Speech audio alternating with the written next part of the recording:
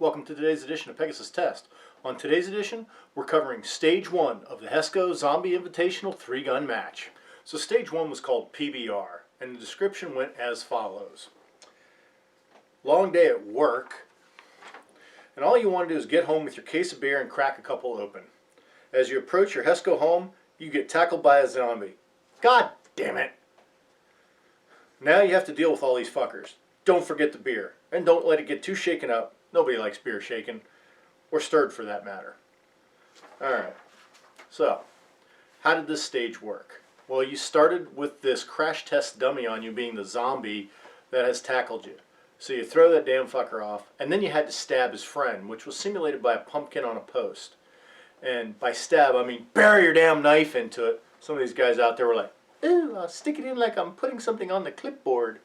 Whatever. You know, it's a zombie. You want to kill the damn thing. Anyways, you grab your sled that's got your pack, your rifle, and a case of PBR. Now, if anything falls off, mainly the beer, you take a penalty. Or maybe the penalty's because you have PBR. Anyways, there's a penalty involved. Doesn't really matter. So you pull that up to a designated area at the front of the shoot house. You grab your rifle, and then you go out the window, and you engage 3 paper zombies with 2 to the chest and 1 to the head. Because zombies don't die if they're not hitting the head. And then they had a rack of bowling pins that you aimed and take a shot at, and the RO called hits.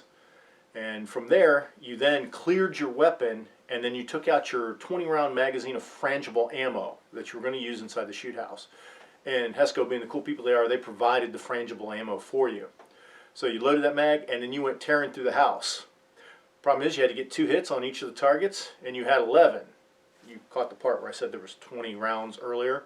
So when that last target came around, you had to either transition or ditch your rifle.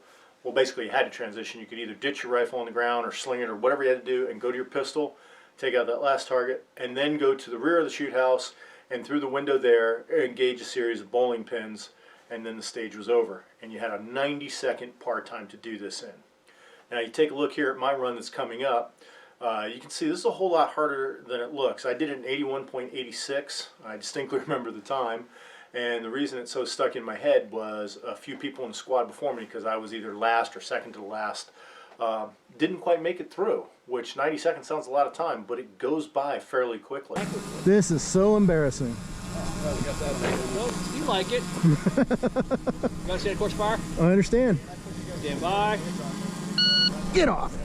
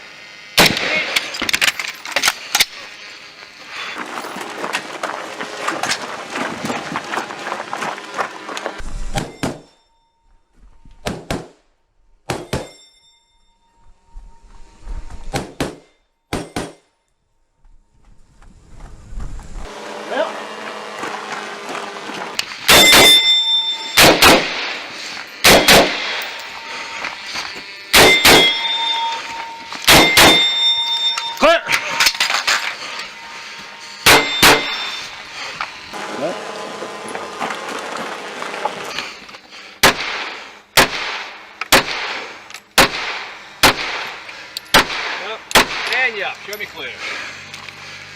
Take a breath now. Clear. Run. Holster. Breathe. Wow. All right, I'll take that. Well, I hope you enjoyed that run through. I mean, shooting that stage was a blast.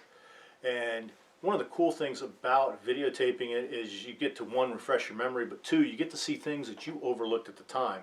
I don't know if anybody noticed at the beginning, but on the initial stack of bowling pins that I engaged with my rifle, I completely forgot to engage one. I never realized it when I went through. Not even sure the RO realized it and stuff. So, you know, sometimes if you get so caught up in the moment that you're not even paying attention, which is the moral of the story, pay attention. This was stage 1. It's the first of the 11 stages of the match. For me, it actually turned out to be my second stage, just the way the rotation worked out, but who cares about that? Anyways, it was a blast, and please comment, like, and subscribe, and stay tuned for the other stages of the match.